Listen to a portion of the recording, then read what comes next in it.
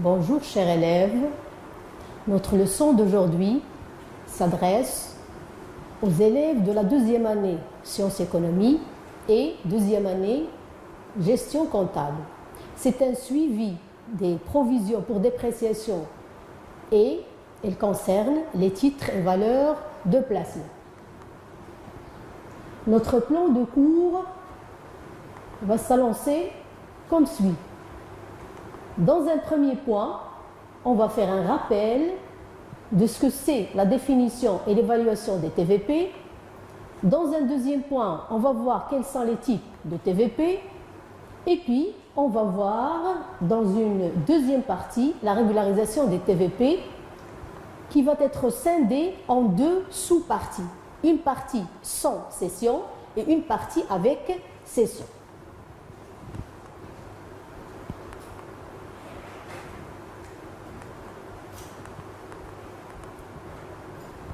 Première question qui s'annonce, qu'est-ce que c'est les TVP?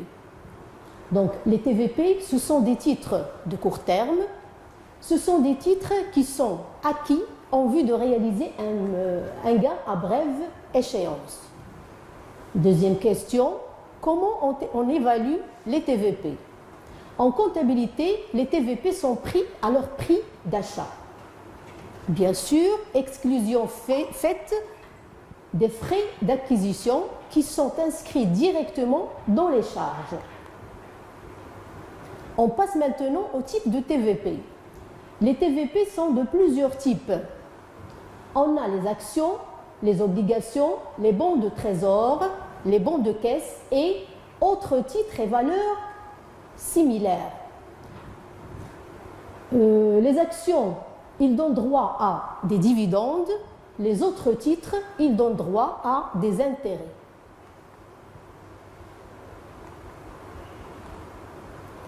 Deuxième grand point, on va voir les régularisations des TVP. Donc, la régularisation des TVP sans cession.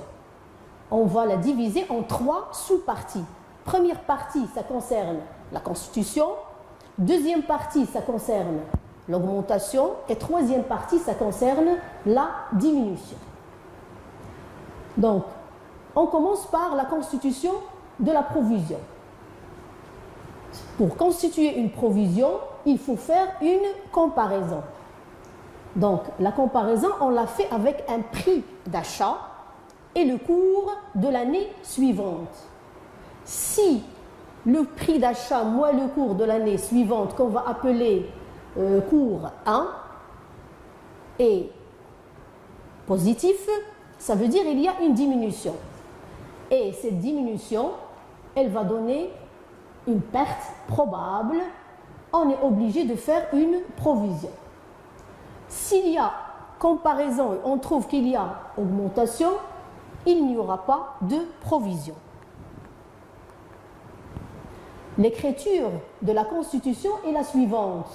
À la fin de l'exercice comptable, on va débiter un compte de la classe 6, 6394, dotation provision pour dépréciation des TVP, et on va créditer un compte de la classe 3950, provision pour dépréciation des TVP, avec bien sûr le montant de la provision.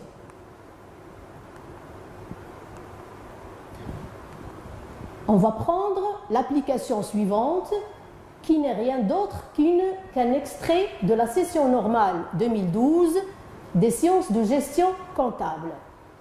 L'état des titres et valeurs de placement détenus par l'entreprise SEG se présente comme suit au 31/12/2010. Donc, on a un tableau, et dans le tableau, on a trois types de titres. On commence par les titres SAMI. Les titres SAMI sont achetés au nombre de 200 à un prix unitaire de 200 dirhams l'un, et le cours à la fin de l'exercice 2010, il n'est que de 150. Les titres Marwa sont au nombre de 300 titres, ils sont achetés à 100 dirhams l'un, et le cours à la fin de l'exercice 2010, il est de 80. Les titres Yasmine sont au nombre de 100, le prix d'achat unitaire est de 220, le cours au 31/12/2010 n'est que de 260. Question. Première question, on vous demande de calculer le montant des provisions. Deuxième question, on vous demande de passer les écritures au journal. Commençons par le calcul des provisions. Pour calculer les provisions, on les a regroupées dans un tableau. Premier type de titres, les titres SAMI, ils sont achetés à 200 dirhams, ils ne valent que 150 dirhams, ça veut dire qu'il y a une perte probable de 50 dirhams. Cette perte, on la multiplie par le nombre acheté qui est de 200, ça nous donne 10 000 dirhams. Les titres Marwa sont achetés à 100 dirhams, le prix ou bien le cours suivant, il est de 80 dirhams, donc il y a une perte de 20 dirhams qu'on va le multiplier par le nombre acheté qui est de 300, ça nous donne 6 000 dirhams. Tandis que les titres Yasmine, le cours il a augmenté, donc pas de perte, pas de provision. À la fin, on fait le total des provisions, 10 000 plus 6 000, ça nous donne 16 000. L'écriture comptable, c'est la même que la Constitution. On débite le 63,94 dotation provision pour dépréciation des TVP de 16 000 dirhams et on crédite 39,50 provision pour dépréciation des TVP du même montant. Dans le libellé, on met constitution de la provision. Passons maintenant à l'augmentation de la provision. On va considérer les titres SAMI qui sont au nombre de 200, dont le prix d'achat il est de 200 et le cours à la fin de l'exercice 2012 il est de 130. On compare le prix d'achat avec le cours à la fin 2012, il y a une diminution de 70. 200 moins 130, ça donne 70, multiplié par le nombre 200, ça nous donne 14 000. Donc cette provision, on va l'appeler une nouvelle provision. Il ne faut pas oublier qu'on a déjà une ancienne provision de 10 000 dirhams. Donc chaque fois qu'on a une nouvelle et une ancienne provision, il faut faire l'ajustement, ça veut dire la différence, nouvelle moins l'ancienne, ça nous donne plus 4 000, c'est une augmentation de la provision. L'écriture comptable, c'est la même que la Constitution. On débite la dotation provision pour dépréciation des TVP de 4 000, on crédite provision pour dépréciation des TVP de 4 000 dirhams. Troisième situation, c'est la diminution de la provision. Considérons les titres Marwa qui sont achetés à 100 dirhams, le nombre est de 300 titres et le cours il est de 90 dirhams. La nouvelle provision, c'est 100 moins 90 fois 300, ça nous donne 3000 dirhams. On a déjà aussi une ancienne provision de 6000, l'ajustement, il est de moins 3000. Lorsqu'on a une diminution, à la fin de l'exercice, on débite le 39,50, provision pour dépréciation des TVP de 3000 et on crédite le 73,94, reprise sur provision pour dépréciation des TVP de 3000.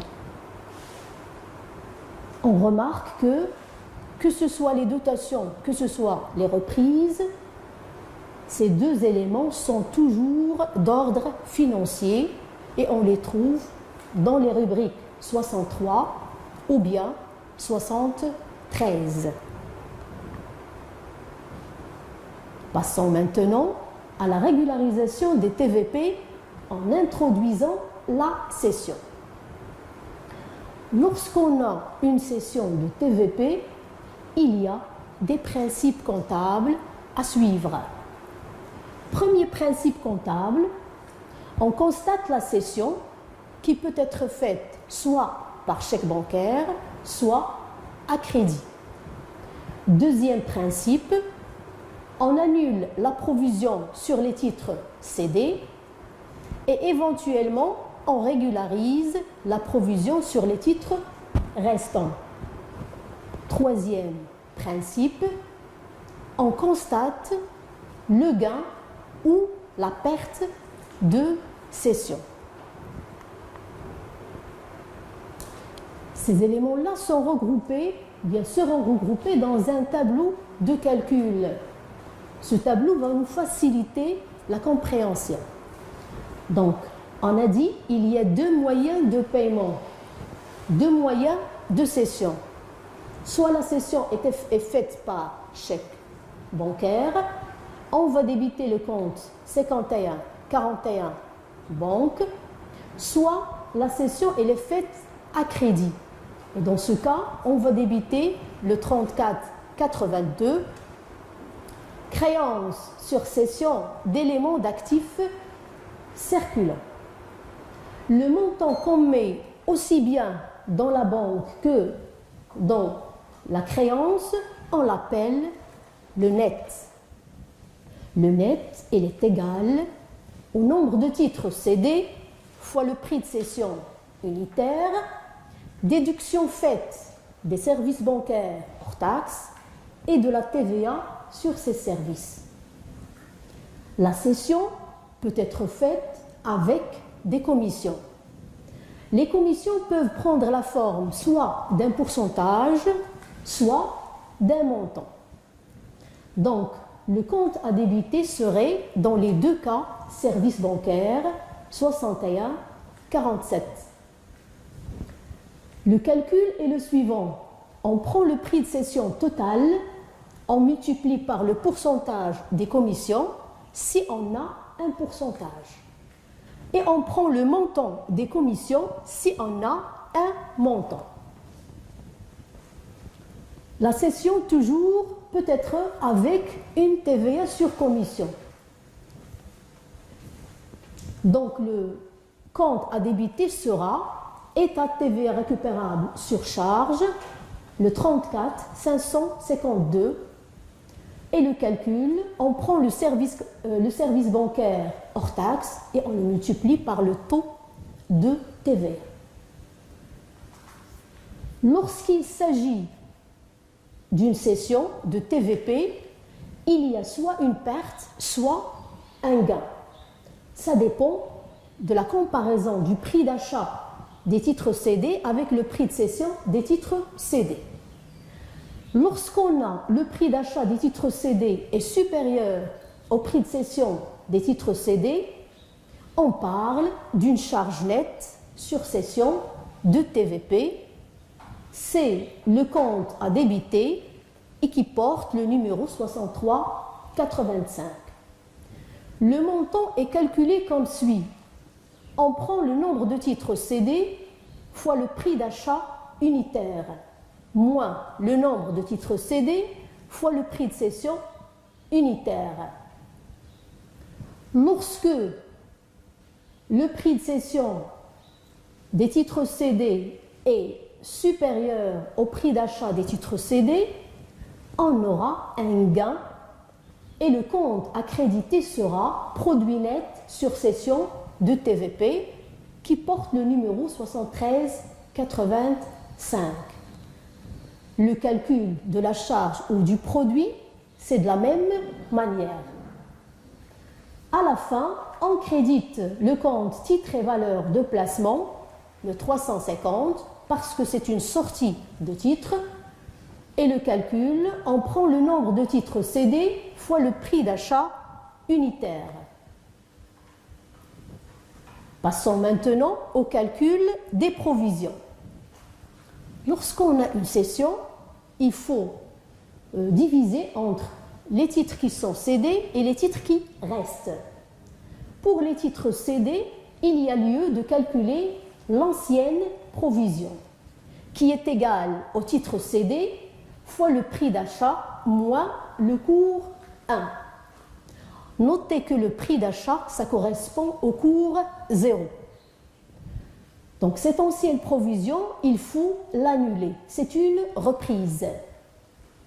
Pour les titres restants, qui sont égaux aux titres achetés moins les titres cédés, on va calculer et l'ancienne provision et la nouvelle provision.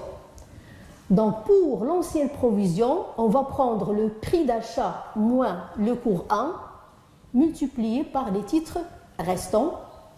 Pour la nouvelle provision, on va prendre prix d'achat moins le cours 2 fois le titre restant.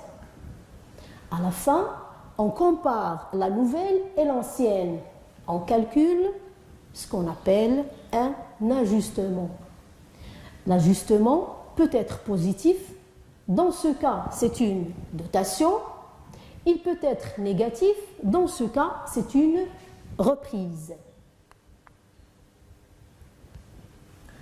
L'écriture comptable est la suivante. On va récapituler ce qu'on vient de dire. À la date de l'inventaire, on va débiter le 51-41 la banque, ou bien le 34-82 créance sur cession de TVP du montant net. On va débiter aussi le 61-47 service bancaire des commissions hors taxes. On débite le 34-552 état TVA récupérable sur charge du montant de la TVA sur commission. On débite le 63,85 charge nette sur cession de TVP du montant de la charge, si on a une charge nette, ou bien le 73,85 produit net sur cession de TVP, si on a un produit. Et puis, on crédite titres et valeurs de placement pour le prix d'achat des titres cédés. Ce premier article a pour libellé cession et sortie de TVP. Deuxième article, on annule la provision sur les titres cédés. On débite provision pour dépréciation des TVP 39,50 et on crédite 73,94 reprise sur provision pour dépréciation de TVP du montant de l'ancienne provision. Le libellé annulation de l'ancienne provision. Dernier article, on fait l'ajustement de la provision sur les titres restants. Cet ajustement, si c'est positif, on fait l'enregistrement de la dotation ou bien de l'augmentation. Si c'est négatif, on fait l'enregistrement de la reprise, qui est la diminution ou l'annulation. On va prendre l'application suivante, tirée du partiel 2014 de la session normale.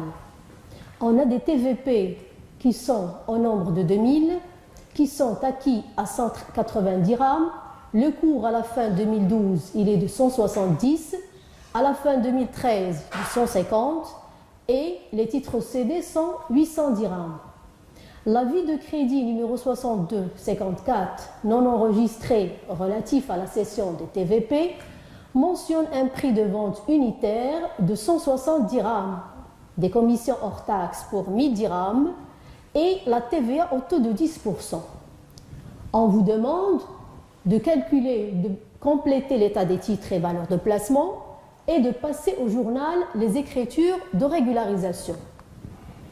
Donc, le tableau de calcul des provisions, les titres cédés sont de 800, l'ancienne provision 180 moins 170 fois 800, ça donne 8000 qu'il faut annuler, c'est une reprise. Les titres restants, on prend les 2000, on déduit les 800, ça donne 1200. On calcule la nouvelle provision 180 moins 150 fois 1200, ça donne 12 000. L'ancienne provision 180 moins 170 fois 1200, ça donne 36 000. L'ajustement, 12 000 moins 36 000, c'est moins 24 000, c'est une reprise. L'écriture est la suivante. On se trouve dans le premier cas, prix de cession inférieur au prix d'achat. Prix de cession 180, prix d'achat 160. On débite la banque pour le net, qui n'est que de 800 fois 160 moins les services bancaires de 1000 moins la TVA, ça donne 126 900. Service bancaire débité de 1000 dirhams, état TVA récupérable sur charge débité de 100, et puis le 63,85 charge nette sur cession de TVP débité de 16 000, qui est calculé comme suit. 800 fois le prix d'achat 180, moins 800 fois le prix de vente 160, ça nous donne 16 000. On crédite TVP du montant des titres cédés fois le prix d'achat. 800 fois 180, ça donne 144 000. Avis de crédit numéro 6254. Deuxième écriture comptable, puisqu'on a annulation des titres cédés, on va débiter provision pour dépréciation des TVP, on va créditer reprise sur provision pour dépréciation des TVP du montant 8000 dirhams déjà calculé. Autre article, on débite provision pour dépréciation des TVP de 24 000 dirhams, qui est une reprise, et on crédite la reprise sur provision pour dépréciation des TVP du même montant. Le libellé, c'est l'ajustement de la provision sur les titres restants. Même application, ce qu'on va changer, c'est le prix de cession qui va devenir 220 au lieu de 160. Donc, on se trouve dans le deuxième cas, prix de cession supérieur au prix d'achat, 220 supérieur à 180. On débite la banque de 174 900 qui est égal à 800 fois le prix de cession 220 moins 1000 dirhams moins 100. On débite service bancaire du même montant que précédemment. On débite l'état TVA récupérable sur charge du même montant 100. Et dans notre cas, on a un produit net sur cession de TVP qui est égal 800 fois 180 moins 800 fois 220, ça nous donne 32 000 dirhams qu'il faut créditer.